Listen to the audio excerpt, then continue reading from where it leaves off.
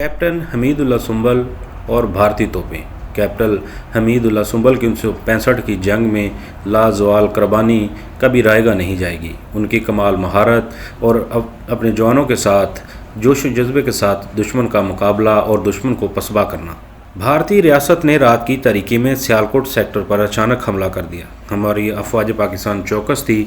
इस वक्त हमारे पास असला और तादाद की खासी कमी थी, लेकिन बुलंद हौसले, मादरे वतन की बका की हिफाजत का जोश कीमती जानों से बढ़कर था। कैप्टन इस वक्त तोपखाने के इंचार्ज थे। भारतीय गोलाबारी इतनी शदीद थी कि हमारे जवानों को कुछ समझ नहीं आ रही थी कि इसका तोड़ कैसे निकाला जाए।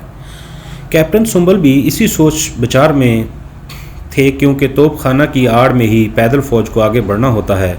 अगर सही निशानाबाजी हो तो दुश्मन की कमर टूट सकती है।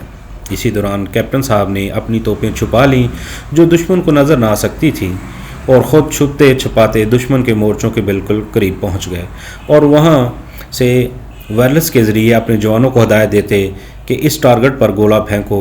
ऐसी मुसर गोलाबारी हुई कि दुश्मन वहीं का वहीं ढेर हो गया और पसपा होकर पीछे हटने पर मजबूर हो गया, और हमारी बहादुर अफवाज ने न सिर्फ दुश्मन को धकेला बल्कि भारत के अंदर 5 किलोमीटर तक कब्जा कर लिया।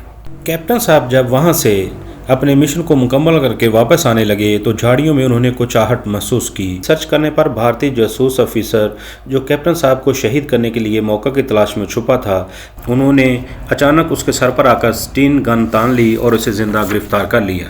कैप्टन साहब की यह बहादुरी देखकर दुश्मन के पांव तले ज़मीन निकल गई। कैप्टन साहब वापस लौटे तो दुश्मन के साथ देखकर जवान हैरान रह गए। कैप्टन साहब की यह बहादुरी कोई गैर मामूली काम नहीं था। दुश्मन की पोजीशनों के सामने से गुजरना और फिर भारतीय ऑफिसर को गिरफ्तार करके लाना कैप्टन हमीदुल्लाह सुंबल और पाक फौज के ऑफिसर ही कर सकते हैं। पाक फौज जिंदाबाद, पाकिस्तान पाइंदाबाद।